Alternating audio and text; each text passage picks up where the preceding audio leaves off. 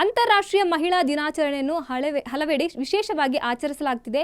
ಬೆಂಗಳೂರಿನ ಲಾಸ್ಯ ನೃತ್ಯ ಅಕಾಡೆಮಿ, ಶಿವಪ್ರಿಯ ನೃತ್ಯ ಶಾಲೆ ಮತ್ತು ನಾಟ್ಯ ಭೈರವಿ ನೃತ್ಯ ಶಾಲೆಯ ವತಿಯಿಂದ ರೇಸ್ ಕೋರ್ಸ್ ರಸ್ತೆಯಲ್ಲಿರುವ ಭಾರತೀಯ ವಿದ್ಯಾಭವನದಲ್ಲಿರುವ ನೃತ್ಯದ ಮೂಲಕ ಮಹಿಳೆಯರಿಗೆ ಗೌರವ ಸಮರ್ಪಿಸುವ ಸ್ತ್ರೀ ಶಕ್ತಿ ಪರಾಶಕ್ತಿ ಎಂಬ ವಿಶೇಷ ಅಂತಾರಾಷ್ಟ್ರೀಯ ಮಟ್ಟದ ನೃತ್ಯ ಪ್ರಸ್ತುತಿಯನ್ನು ಹಮ್ಮಿಕೊಳ್ಳಲಾಗಿತ್ತು. ಕಾರ್ಯಕ್ರಮವನ್ನು ಐಸಿಸಿಆರ್ನ ಜೋನಲ್